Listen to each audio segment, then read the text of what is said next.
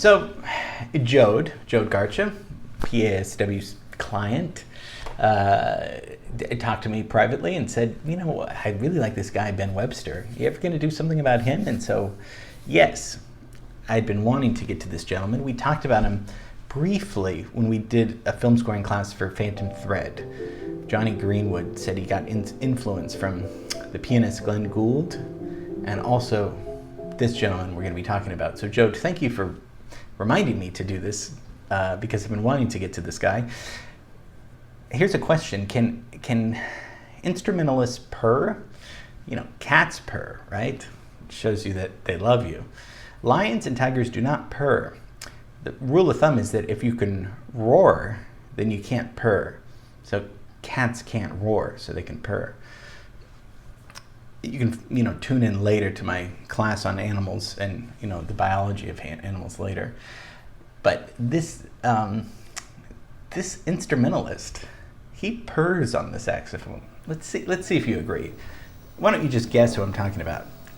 I'll tell you. Today we're going to be talking about the lovely purring sound of Ben Webster.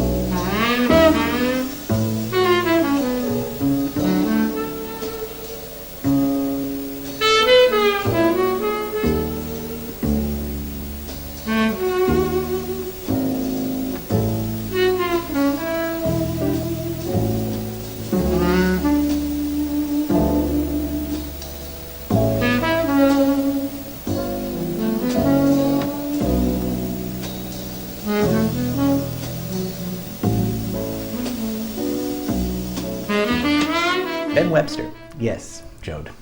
American jazz tenor saxophone. We've looked at many tenor saxophone players. I mean, when you think of tenor, maybe Coltrane's probably the most famous jazz saxophone. So we've gone over these different types of saxophones because same fingerings but different ranges, right? So baritone is the lowest, then it's tenor, and then it's alto, and it's soprano. So that goes from low to high.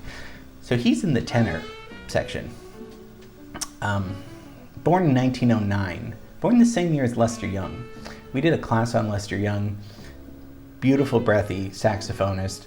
Lester and Ben are going to have a lot of similarities as well with Coleman Hawkins, who we have yet to do a class on, but Coleman Hawkins was a little bit older than them, just 5 years older or so.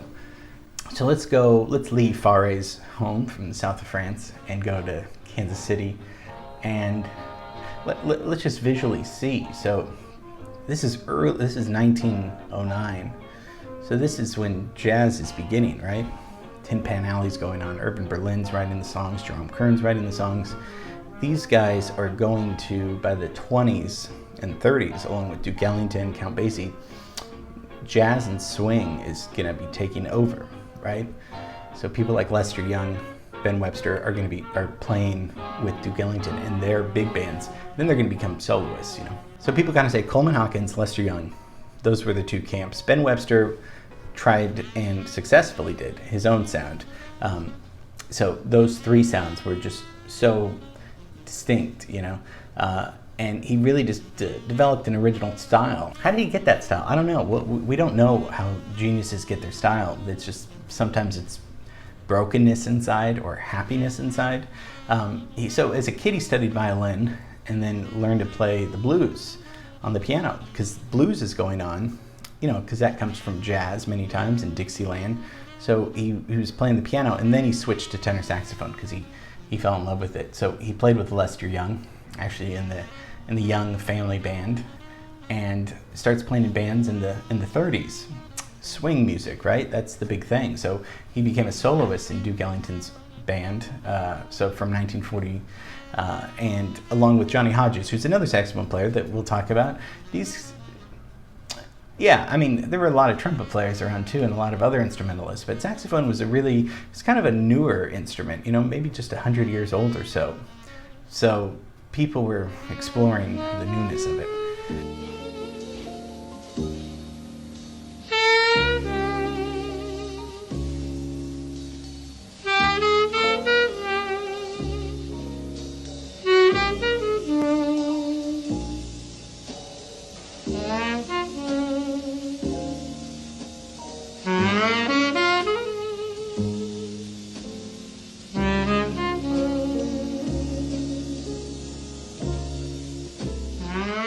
Then he goes to New York, because you have to go to New York. You know, 52nd Street, we've talked about New York City being, you know, the mecca of all this great jazz.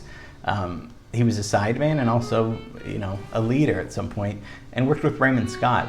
We talked about Raymond Scott, the really brilliant engineer guy, but, you know, had a great jazz band, and wrote all of those really great songs that Carl Stalling would arrange, right, for Warner Brothers cartoons. But Raymond Scott wrote a lot of those songs. So he plays with him. Then in the 50s, plays with Jerry Mulligan, another saxophone player. And they played a club in Los Angeles. This is in the 50s, called Renaissance. But a lot of guys, Eric Dolphy, a lot of these jazz guys, especially with the 60s, why? Because, well, Beatlemania, it's hard to really keep up with that. And by the 60s, it wasn't like jazz was going away, but definitely rock and roll and pop music was becoming more popular. So a lot of these guys went to Europe. Europeans loved jazz. They embraced these guys. And so 64 moves to Europe. Mostly spends the rest of his life there, in Scandinavia, so Amsterdam, and then his home was in Denmark, in Copenhagen, until he suffered a stroke in Amsterdam in 1973. So what are you guys hearing? Vibrato, right? The shakiness. It doesn't sound like nerves though. He's purring with this instrument. Dynamics. Playing loud, playing soft. Very, very much in control of the sound.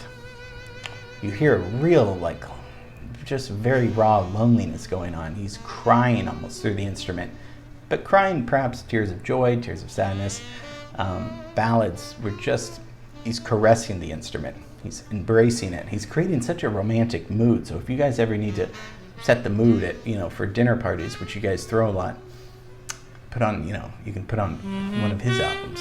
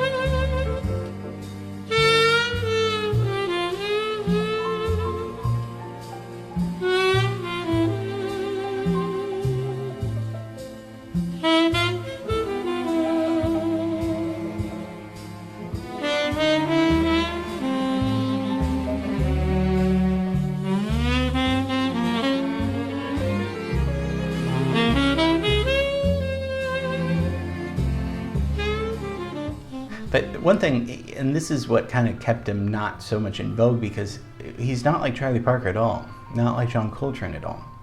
He's not playing fast, up-tempo stuff like that. That's just not his style, and he's creating a really personal sound. So a lot of times ballads are a good way to express that, those personal sounds. We talked about personal, you know, musicians, artists, they're all personal. Some are more commercial, some can do both. Some are just really into, you know, introspection on their instrument, where they do the talking. The instrument does the talking for them. I think he was a sad man and suffered a lot of loneliness and all that stuff in his private life. So,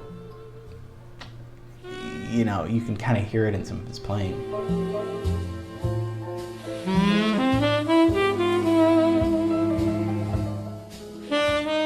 tone color too, right? I mean, if you think of the tone of his instrument, very colorful. Doesn't sound, because there's vibrato, there's breathiness, there's these things. So he's painting a solo almost in a sense. Broad strokes. We looked at strokes yesterday with Impressionism, Monet and those strokes. It's cool how you can do that in painting and also in music with your mouthpiece, how you blow into the instrument.